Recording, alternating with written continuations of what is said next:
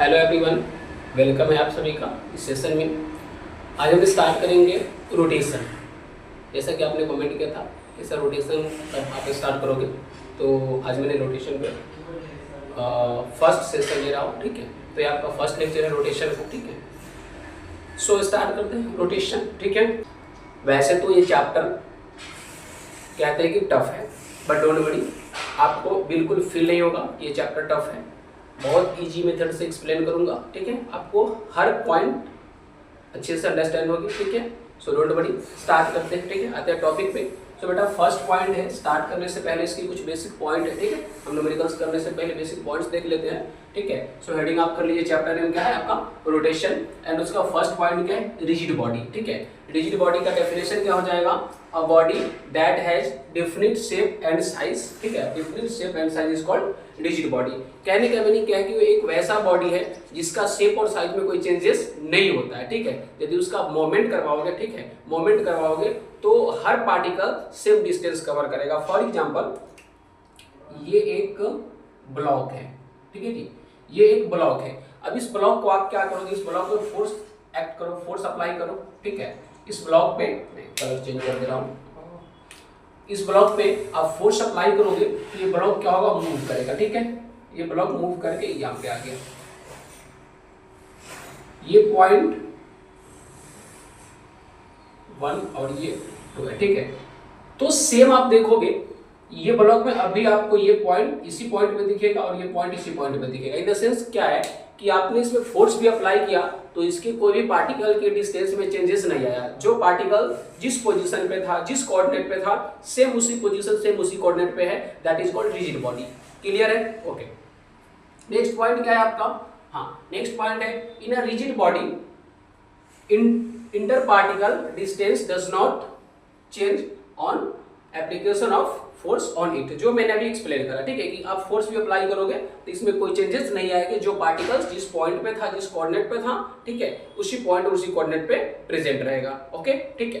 Next point है आपका system. ठीक है, इस सिस्टम क्या होता है, जब कई सारे पार्टिकल्स मिलकर एक ग्रुप बना लेते हैं। ठीक है, कई सारे पार्टिकल्स मिलकर एक ग्रुप बना लेते हैं, दैट इज कॉल्ड सिस्टम। ठीक है, सो डेफिनेशन है a collection of any number of particles, any number of particles intersecting exerting forces with one another is said to form a system। ठीक है, इसमें क्या है कि कई सारे पार्टिकल्स का कलेक्शन, ठीक है, नंबर ऑफ पार्टिकल्स का कलेक्शन के बाद जो एक ग्रुप बनेगा that is called system. Okay, just like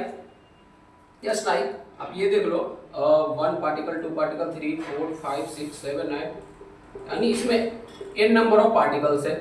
अब ये पार्टिकल्स मिलके, है ना, ये सब पार्टिकल्स मिलके एक क्या ब्लॉक बना लिया, जैसे ब्लॉक क्या हो गया, सिस्टम हो गया। ब्लॉक क्या हो गया, सिस्टम हो गया। इसमें n नंबर ऑफ पार्टिकल्स है। आप रियल लाइफ में भी देखोगे, कोई भी कंपनी है, ठीक है, अब जस्ट कोई एक पर्सन काम कर रहा होता है तो उसको आप कंपनी नहीं कह सकते हो। ठीक है, बट उसी के साथ कई सारे पर्सन वर्क करने लगते हैं। ठीक है, तो वहाँ पे क्या होता है, एक ग्रुप क्रिएट हो जाता है जिससे हम कहते हैं कि एक पूरा सिस्टम में काम चल रहा है। ठीक है, वहाँ पे एक पूरी कंपनी क्रिएट हो गई है, एक कंपनी बन गई है, पूरी ग्रुप बन गई है। ठीक है, तो उसमें क्या है कि नंबर ऑफ पर्सन्स काम करने लगते हैं। ओके, नंबर ऑफ पर्सन्स वहाँ पे वर्क कर रहे होते हैं। जस्ट लाइक यही यहाँ भी अप्लाई होगा कि नंबर ऑफ पार्टिकल्स जब एक सिस्टम में आ जाएगा, ठीक है, तो एक पार्टिकल क्रिएट कर देगा। ठीक है, ओके, नेक्स्ट पॉइंट क्या है, इंटरनल फोर्स। अब इंटरनल फोर्स बेसिक सा पॉइंट है जो आप पहले से भी ये चीजें जान रहे होंगे। ठीक है, इंटरनल फोर्स क्या होता है, तो देखो all the forces exerted by various particle of the system on one another are called internal forces. Internal forces में क्या होता है कि एक पार्टिकल्स, ठीक है, दूसरे पार्टिकल्स पे फोर्स अप्लाई कर रहा होता है, equal and opposite, equal and opposite.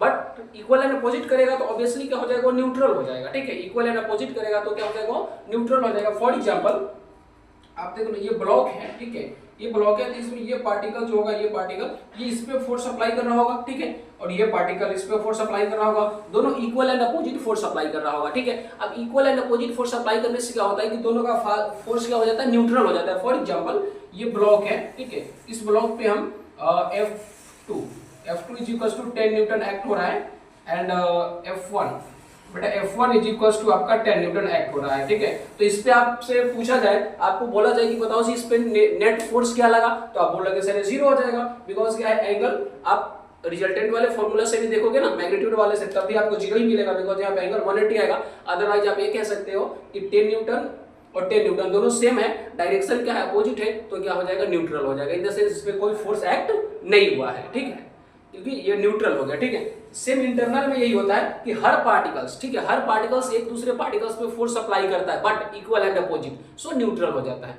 Okay, चलो तो इतना नोट कर लो, फिर हम एक्सटर्नल फोर्सेस नोट कर रहे हैं। नेक्स्ट है आपका एक्सटर्नल फोर्स। बेटा एक्सटर्नल फोर्स क्या होता है? एक्सटर्नल फोर्स वो होता है जो किसी ब्लॉक पे, किसी ऑब्जेक्ट पे एक्ट होकर उस ऑब्जेक्ट को रेस्ट से मोशन में ला सकता है या मोशन से रेस्ट में ला सकता है। ओके, सो वही मैंने डेफिनेशन नोट किया था, force exerted on a system by the agency outside the system are called क्या है? External forces. External forces, these forces are capable for causing motion of the system, पूरी सिस्टम को motion में लाने की capacity इसके पास होती है। क्लियर है?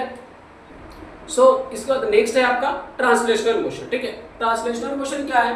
In this type of motion each particle follow the same path और parallel path with the same linear velocity. इसमें क्या होगा कि हर पार्टिकल एक ही पाथ को फॉलो करेगा, ठीक है, और सेम वेलोसिटी से। जस्ट लाइक ये आपका ये देखते हो ट्रेन के डब्बे में देखते हो कि इंजन जो होती है, ठीक है, ट्रेन की जो इंजन होती है, जितनी डिस्टेंस वो कवर करेगी, लास्ट वाली बॉगी भी उतनी ही डिस्टेंस कवर करेगी, ठीक है। और जो वेलोसिटी क्या होगी इंजन की होगी, वही वेलोसिटी लास्ट वाली बॉगी की भी होगी, ठीक है। दोनों की वेलोसिटी क्या हो जाएगी? सेम रहती है, ठीक है। वो दैट इज कॉल्ड क्या है? लीनियर वेलोसिटी, ठीक है। वो लीनियर वेलोसिटी कवर करता है एंड लीनियर पाथ को फॉलो करता है, ठीक है। ओके, चलो देखो एग्जांपल देख लो। अब ये एक सपोज कर लो ईंट है, जिससे कि बिल्डिंग बनता है, घर बनता है, वो ईंट है, ठीक है। ईंट का हर पार्ट देखना, ये पॉइंट ए है, ठीक है, और ये पॉइंट बी है, ठीक है। तो ये पॉइंट, अब इसको स्लाइड करवा दोगे, ठीक है, स्लाइड करके सपोज कर लो ये यहाँ आ गया, तो point A and point B. So बेटा जितना पॉइंट ए डिस्टेंस कवर किया होगा उतना ही पॉइंट बी डिस्टेंस भी कवर किया होगा, ठीक है। और जिस वेलोसिटी से पॉइंट ए मूव किया होगा उसी वेलोसिटी से पॉइंट बी भी मूव किया होगा, दोनों सेम वेलोसिटी से मूव किया होगा। ओके, क्लियर है? ये क्या आपका है? Translational motion. ट्रांसलेशनल मोशन के मीनिंग क्या है? जस्ट लाइक देखो इसमें क्या है कि ये ट्रांसलेट कर रहा है, ठीक है। इन द सेंस देखो इसका मार्कर का ये पार्ट जिस वेलोसिटी से चलेगा उसी वेलोसिटी से ये पार्ट भी चलेगा, ठीक है। जिस डायरेक्शन पे ये पार्ट जाएगा उसी डायरेक्शन पे ये पार्ट भी जाएगा, जैसे ये देख रहे हो कि मूव कर रहा है, ठीक है। क्लियर है? ओके, तो लीनियर वेलोसिटी क्लियर हो गया। Okay, next, sorry linear velocity बोल रहा है, ट्रांसलेशनल मोशन क्लियर हो गया। ओके, नेक्स्ट है रोटेशनल मोशन, ठीक है। नेक्स्ट है rotational motion. The motion take place about an axis in which energy particles perform circular motion of different radius and different linear velocity. इसमें क्या होगा? Radius भी डिफरेंट होगा एंड लीनियर वेलोसिटी भी different होगा। इसमें क्या था कि हर पार्टिकल का डिस्टेंस देखोगे तो सेम मिलेगा, ठीक है, बट यहाँ पे क्या होने वाला है? कुछ डिफरेंट सा होने वाला है। चलो एक्सप्लेन करते हैं आपको फिगर से, ठीक है।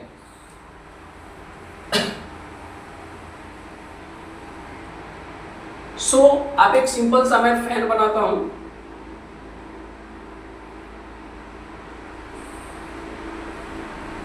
ठीक है। अब ये सपोज कर लो टेढ़ा मेढ़ा सा बन गया है, हंसना मत, ठीक है, ठीक है, जो भी है, ठीक है। तो इसका देखना, ये पार्टिकल जो है, ठीक है, ये पार्टिकल ये फैन, रोटेशनल मोशन का मीनिंग क्या है कि पार्टिकल एक एक्सिस के अबाउट रोटेट करेगा। रोटेशनल मोशन में पार्टिकल एक एक्सिस के अबाउट रोटेट करेगा, जस्ट लाइक फैन।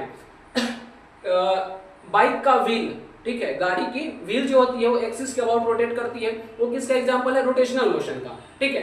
तो उसमें आप देखना, इसमें क्या है कि देखो ये पार्टिकल्स है, ये पूरा एक रोटेशनल मोशन कवर करेगा, ठीक है, रोटेट करेगा सर्कुलर पाथ पे।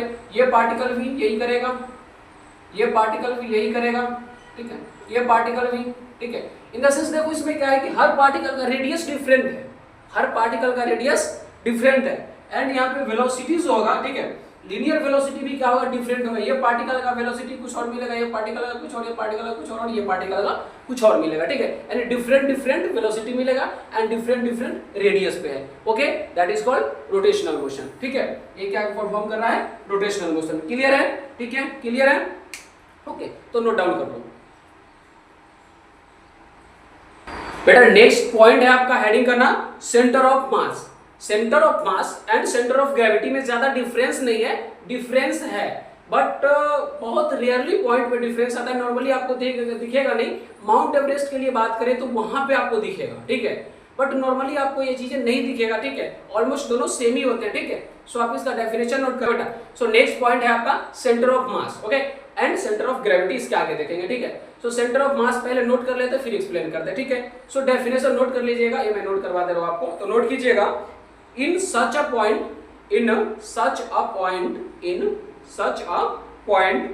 ऑन और outside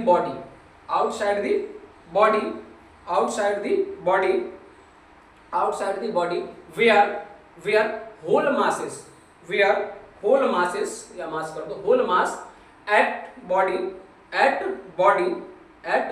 is assumed to be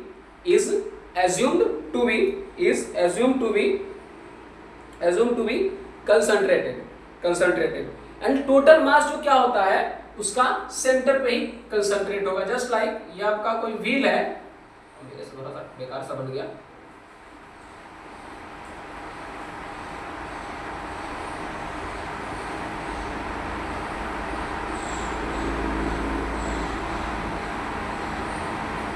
तो यहाँ पे इसका वो लगा रहता है, ठीक है।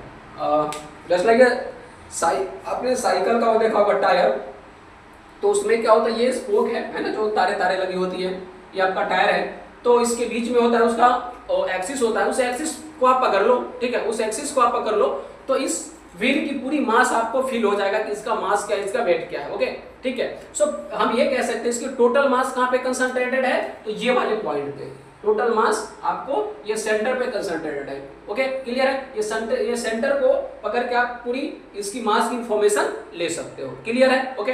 नेक्स्ट पॉइंट नोट कीजिएगा, centre of gravity. So note कीजिएगा, it such point on body where whole weight वहां पे मास था, यहाँ पे वेट आ जाएगा, ठीक है। whole weight of body is assumed to be concentrated only for extended objects, एक केवल extended objects के लिए, only for extended objects center of mass and center of gravity are different otherwise same। ये almost आपको same ही दिखेगा, ये different कहाँ दिखेगा, तो माउंट एवरेस्ट के लिए जब बात करें तो वहां पे ये चीजें थोड़ी डिफरेंट दिखेंगी, ठीक है। बट नॉर्मल जो हम डे टू डे लाइफ में देखेंगे तो ये चीजें सेम ही दिखती है। सो सेंटर ऑफ मास और सेंटर ऑफ ग्रेविटी में डिफरेंस है। माउंट एवरेस्ट के लिए जब हम देखेंगे तो है डिफरेंस, ठीक है, बट नॉर्मली देखेंगे तो वैसे ये सेम ही है, ज्यादा इसमें कोई डिफरेंसेस नहीं है, ठीक है। अब इसका फील कब आएगा, तो फील आएगा, ठीक है, आगे जब कॉन्सेप्ट कराऊंगा तो वहां पे ये चीज एक्सप्लेन करूंगा, ठीक है। जस्ट लाइक आपको कहती है, मम्मी कहती है कि बेटा सिलेंडर उठा के ला दो, तो क्या कहते हो, मम्मी मुझसे नहीं होगा, काफी भारी है, जो अब अप्रॉक्स ऑलमोस्ट 30 kg का रहता होगा, ठीक है। लेकिन वही मम्मी कहती है किसी की पापा की बढ़िया को उठा के लेके आ जाओ, है ना, किसी लड़की को उठा के लेके आ जाओ, वो आप 50 kg का उठा लोगे, है ना, वो 50 kg क्या फिर भी हल्की फील होती है, ठीक है। इसका साइंस से भी फैक्ट रीजन है। बोलोगे चलो वो तो कोई भी उठा लेगा, ठीक है, बट इसका साइंस से भी एक फैक्ट रीजन है, ठीक है, इसलिए हम उसको इजीली उठा पाते हैं, ठीक है। जब टॉपिक वहां पे बताएंगे तो वहां पे ये चीजें एक्सप्लेन कर देंगे, ओके, ठीक है। तो चलिए, तो अब हम आते हैं कैलकुलेशन पे, इसका कैलकुलेशन कैसे करेंगे, इस पे बेस्ट क्वेश्चंस कैसे करेंगे, ठीक है। सो हेडिंग कीजिएगा, ठीक है, हेडिंग कीजिएगा कैलकुलेशन ऑफ सेंटर ऑफ मास,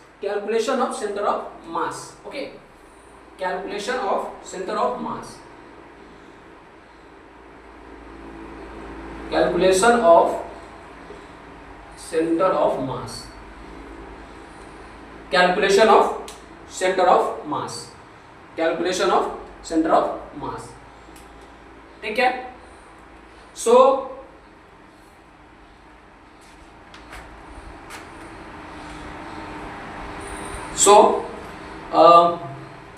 ये आपका y एक्सिस, ये x एक्सिस है, ठीक है, y axis and x axis है, ठीक है। अब इस पॉइंट पे कोई m1 मास है एंड इस पॉइंट पे कोई m2 मास है, ओके बेटा। m1 मास है, m2 मास है, तो यहां से हम क्या करेंगे, एक पोजीशन वेक्टर ढूंढ लेंगे, ठीक है। इसको नेमिंग कर देते हैं r1 एंड इसका नेमिंग कर दो r2, r1 एंड r2, ठीक है, r1 and r2, okay, clear है। इन दोनों को मैच करवा दो, ठीक है, इन दोनों को मैच करवा दिया। अब इसका, ठीक है, इसका सेंटर ऑफ जो मास होगा कहीं मिड में होगा, ठीक है, सेंटर ऑफ मास मिड में होगा। तो यहां से फिर हमें क्या करते हैं, यहां से क्या करते हैं, position of centre of mass draw करते हैं, पोजीशन ऑफ सेंटर ऑफ मास, जो आपका आ जाएगा RCM, ठीक है। Position of centre of mass draw कर देते हैं। यहाँ पे इसका क्या मिल जाएगा तुम्हें, सेंटर ऑफ मास मिलेगा, ठीक है। इस पॉइंट पे क्या मिल जाएगा, सेंटर ऑफ मास मिलेगा, ठीक है। सो इसका फॉर्मूला क्या आएगा, तो चलो फॉर्मूला नोट कर देते हैं। सो इसमें हम RCM जो कैलकुलेट करेंगे, ठीक है, RCM, ठीक है, position of centre of mass. So बेटा आ जाएगा आपका M1 R1 plus M2 R2 upon M1 plus M2।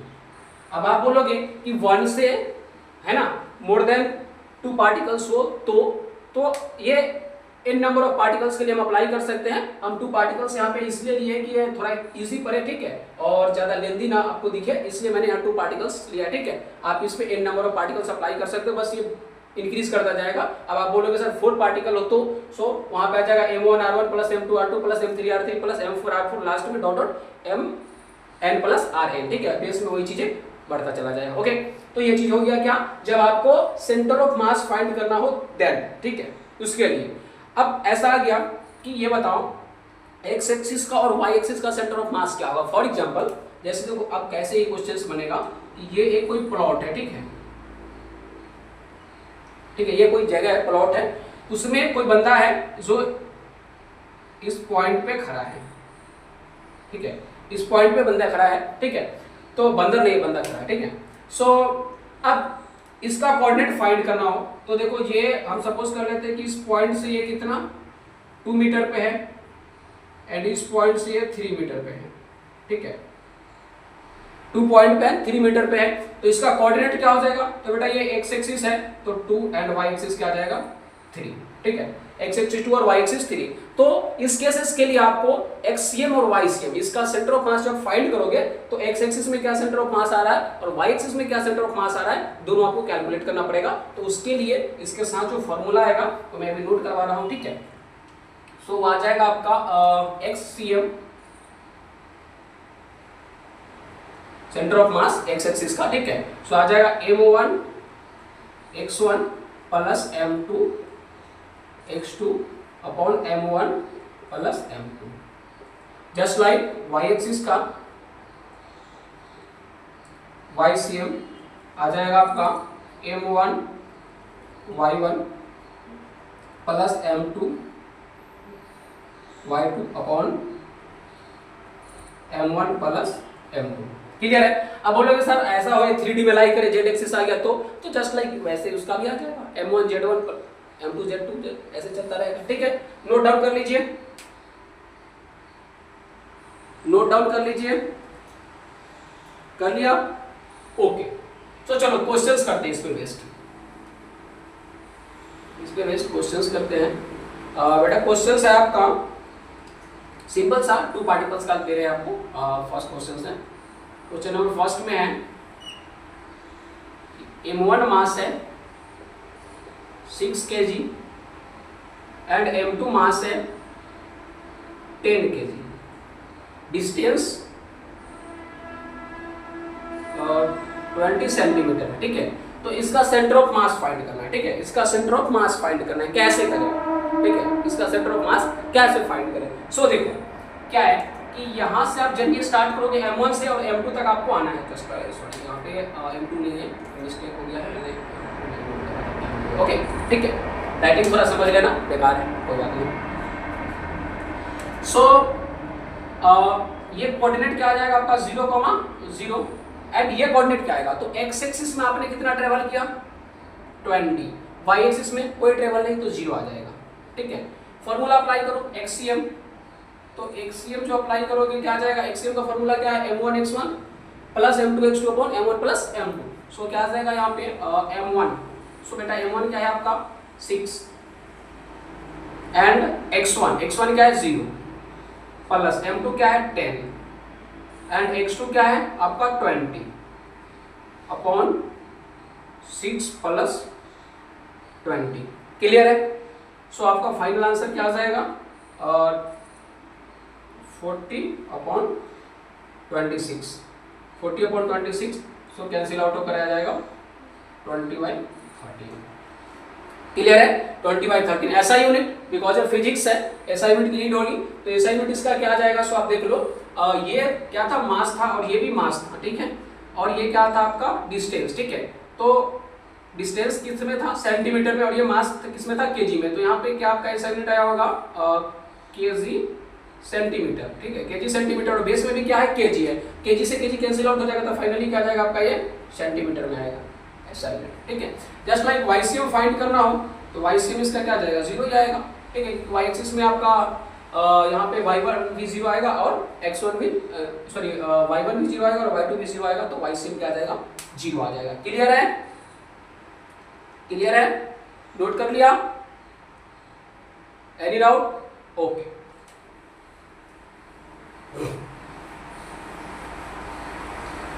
बेटा नेक्स्ट क्वेश्चन है 3 पार्टिकल्स के लिए, क्वेश्चन नंबर 2। m1 है 6 kg, मिड में आपका है m2 रखा हुआ है, m2 है 2 kg एंड m3 5 kg। बेटा ये डिस्टेंस आपका 5 सेंटीमीटर है एंड ये 10 सेंटीमीटर है, ओके। सो इसका सेंटर ऑफ मास क्या आएगा, एक्सीएम क्या आएगा, वाईसीएम तो 0 ही आएगा इसमें, ठीक है। सो एक्सीएम क्या आएगा, एक्सीएम कैलकुलेट करना है। तो देखो बेटा इसका कोऑर्डिनेट क्या जाएगा 0,0, ये क्या आएगा आपका 0,0। ये डिस्टेंस कितना है 5 सेंटीमीटर। सो यहाँ क्या हो जाएगा 5,0 बिकॉज वाई एक्सिस में कोई ट्रेवल नहीं हो रहा है, ठीक है। ये क्या आ जाएगा आपका, तो ये 5 और ये 10 कितना हो गया 15। सो आ जाएगा 15,0। अब तो बोलोगे सर मैं तो कैलकुलेट कर दूंगा, ये तो इजी है। हाँ बेटा इजी है, और ऐसे ही आपको पूरी चैप्टर इजी मेथड से कराऊंगा, ठीक है। बिल्कुल फील नहीं आने दूंगा कि रोटेशन है, जो लोगों ने रोटेशन को टफ बना रखा है कह के, बिल्कुल ही फील नहीं होगा आपको कि रोटेशन कुछ टफ है, ठीक है। बस देखते जाओ, सारे ऐसे ही होगा, ये तो वाकई में इजी है, ठीक है। बट आगे भी जो कंसेप्ट आएगा उसको इजी मेथड से कराऊंगा, आपको बिल्कुल फील नहीं होगा कि टफ है, डोंट वरी, ठीक है। सो नॉर्मल इसका आप कैलकुलेट करोगे तो क्या आ जाएगा एक्सीएम m1 x1 plus m2 x2 plus m3 x3 upon m1 plus m2 plus m3, okay.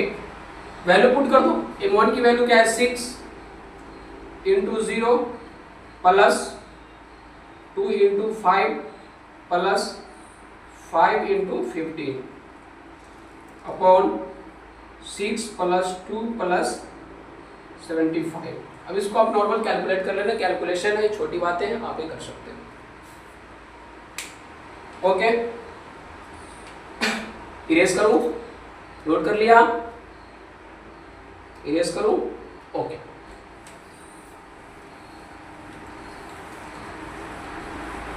Next question है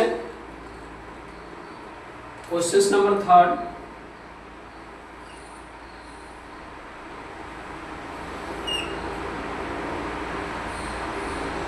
m1 2 kg, m2 3 kg M3 4 kg and M4 5 kg। और बेटा ये डिस्टेंस आपका 10 मीटर है और ये आपका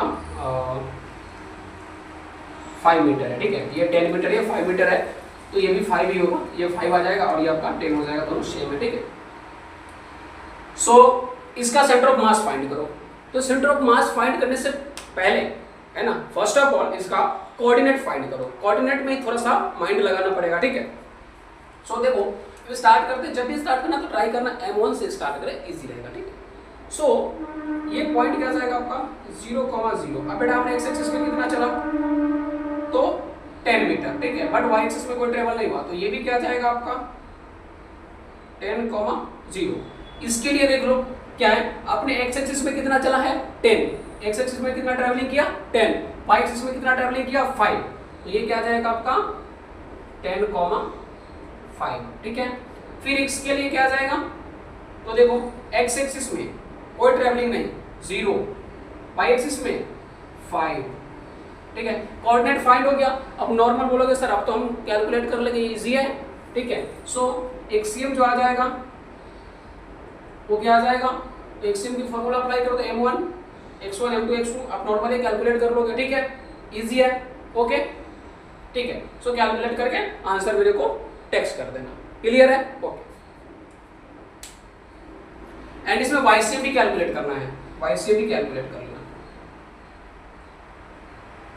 ठीक है, okay.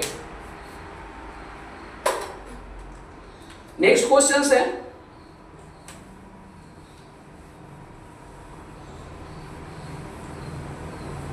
Fourth number, question number 4।